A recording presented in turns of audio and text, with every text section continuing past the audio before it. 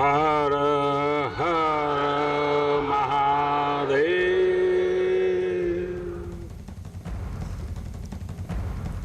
कार्यक्रम में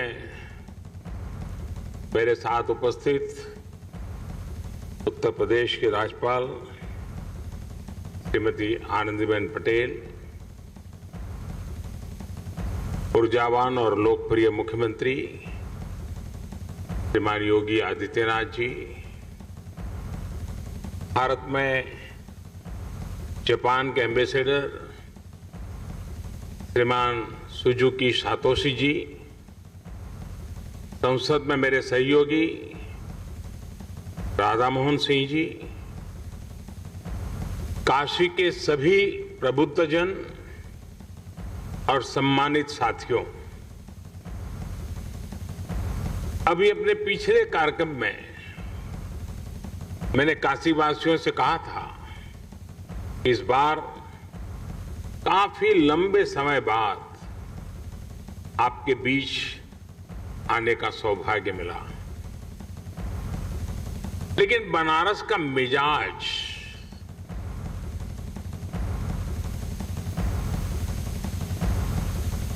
मिजाज ऐसा है कि अरसा भले ही लंबा हो जाए, लेकिन ये शहर जब मिलता है तो भरपूर रस एक साथ ही भर करके दे देता है।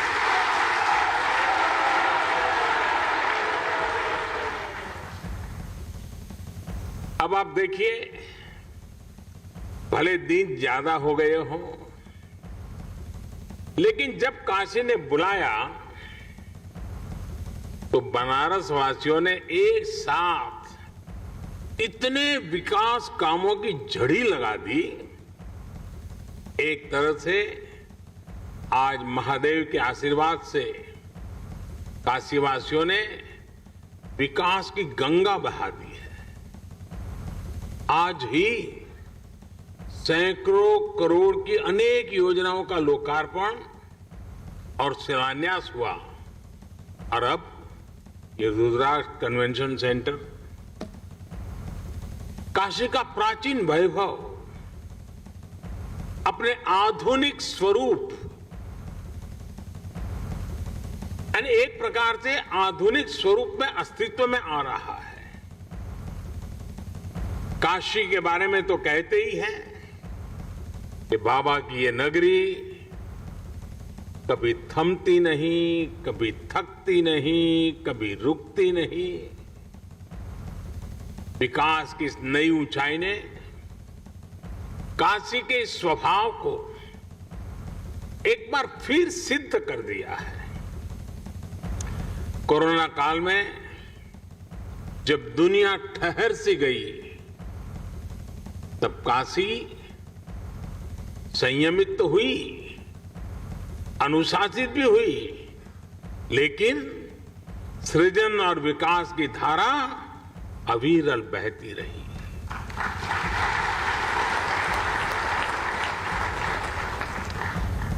काशी के विकास के ये आयाम,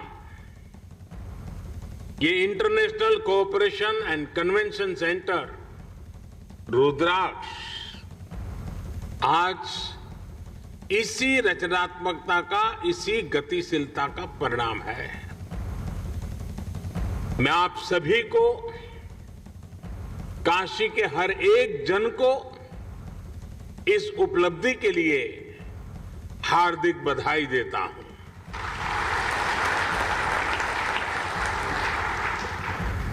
विशेष रूप से मैं भारत के परम मित्र जापान को, जापान के लोगों को, प्राइम मिनिस्टर श्री सुगा योशिहिदे को और एम्बेसडर श्री सुजुकी सातोशी जी को बहुत बहुत धन्यवाद देता हूं।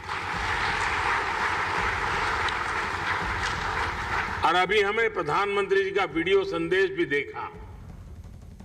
उनके आत्मीय प्रयासों से काशी को ये उपहार मिला है।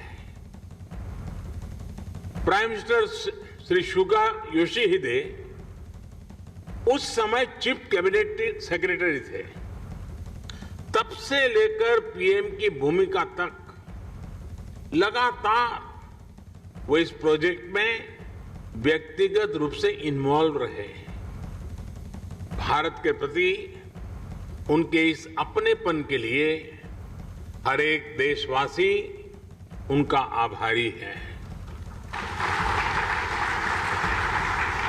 साथियों, आज के इस आयोजन में एक और व्यक्ति है जिनका नाम लेना मैं भूल नहीं सकता। जापान के ही मेरे एक और मित्र शिंजो आबे जी। मुझे याद है शिंजो आबे जी जब प्रधानमंत्री के तौर पर काशी आए थे तो रुद्राक्ष के आइडिया पर उनसे मेरी लंबी चर्चा हुई थी। उन्होंने तुरंत ही अपने अधिकारियों से इस आइडिया पर काम करने को कहा।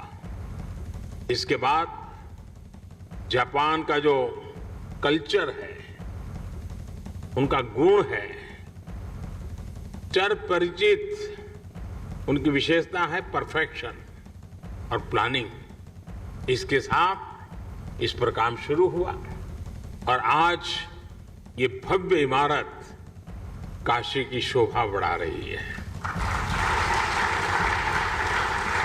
इस इमारत में आधुनिकता की चमक भी है और सांस्कृतिक आभा भी है।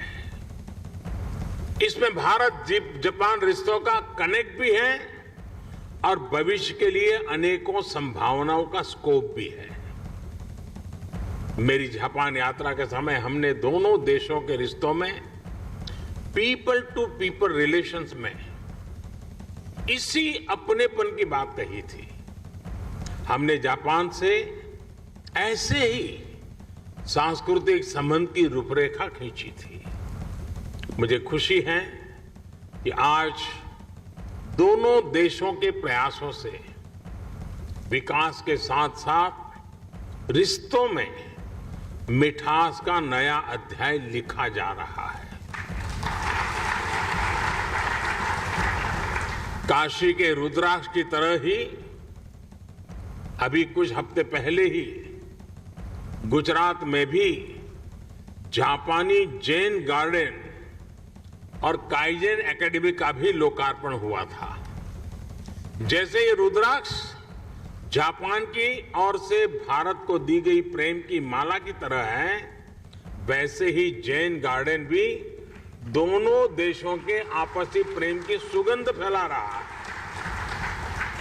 इसी तरह चाहे स्ट्रेटेजिक एरिया हो या इकोनॉमिक एरिया, जापान आज भारत के सबसे विश्वसनीय दोस्तों में से एक है। हमारी दोस्ती को इस पूरे क्षेत्र की सबसे नेचुरल पार्टनरशिप में से एक माना जाता है। आधुनिक इंफ्रास्ट्रक्चर और विकास को लेकर भी कई अहम और सबसे बड़े प्रोजेक्ट्स में जापान हमारा साझीदार है। Mumbai Ahmedabad high speed rail हो, दिल्ली मुंबई इंडस्ट्रियल कॉरिडोर हो या डेडिकेटेड फ्रेट कॉरिडोर हो, जापान के सहयोग से बन रहे ये प्रोजेक्ट न्यू इंडिया की ताकत बनने वाले हैं।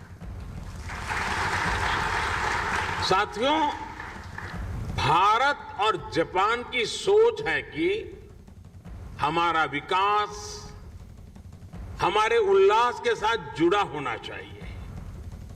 ये विकास सर्वमुखी होना चाहिए, सबके लिए होना चाहिए और सबको जोड़ने वाला होना चाहिए। हमारे पुराणों में कहा गया है, तत्र अश्रु बिंदु तो जाता महारुद्राक्ष वृक्ष काहा। मम आज्ञया महासेन सर्वेषां हित काम्या, अर्थात सबके हित के लिए, सबके कल्याण के लिए भगवान शिव की आंख से गिरी अश्रु बूंद के रूप में रुद्राक्ष प्रकट हुआ। शिव तो सबके हैं, उनकी अश्रु बूंद मानव मात्र के लिए स्नेह का, प्रेम का प्रतीक ही तो है। इसी तरह ये इंटरनेशनल कन्वेंशन सेंटर रुद्राक्ष भी पूरी दुनिया को आपसी प्रेम, कला और संस्कृति के जरिए जोड़ने का एक माध्यम बनेगा। और काशी का तो बात ही क्या, काशी तो वैसे भी दुनिया का सबसे प्राचीन जीवंत शहर है। शिव से लेकर सारनाथ में भगवान बुद्ध तक काशी ने अध्यात्म के साथ साथ कला और संस्कृति को सदियों से संजो कर रखा है। आज के समय में भी तबला में बनारस बाज की शैली हो, ठुमरी, दादरा, ख्याल, टप्पा और ध्रुपद हो, धमार, कजरी, चैती, होरी जैसी बनारस की चर्चित और विख्यात गायन शैलियां हो, सारंगी और पखावज हो या शहनाई हो, मेरे बनारस के तो रोम रोम से गीत, संगीत और कला झरती है। यहां गंगा के घाटों पर कितनी ही कलाएं विकसित हुई हैं, ज्ञान शिखर तक पहुंचा है और मानवता से जुड़े कितने गंभीर चिंतन इस मिट्टी में हुए हैं। और इसलिए बनारस गीत संगीत का, धर्म अध्यात्म का, ज्ञान विज्ञान का एक बहुत बड़ा ग्लोबल सेंटर बन सकता है। साथियों, बौद्धिक विमर्शों के लिए, बड़ी सेमिनार्स और कल्चरल इवेंट्स के लिए बनारस अपने आप में एक आइडियल लोकेशन है। देश विदेश से लोग यहां आना चाहते हैं, यहां रुकना चाहते हैं। ऐसे में अगर यहां इसी तरह की इवेंट्स के लिए सुविधा मिलेगी, इंफ्रास्ट्रक्चर होगा, तो स्वाभाविक है बड़ी संख्या में कला जगत के लोग बनारस को प्राथमिकता देंगे। रुद्राक्ष इन्हीं संभावनाओं को आने वाले दिनों में साकार करेगा। देश विदेश से कल्चरल एक्सचेंज का एक सेंटर बनेगा। उदाहरण के तौर पर बनारस में जो कवि सम्मेलन होते हैं, उनके फैन पूरे देश में और दुनिया में हैं।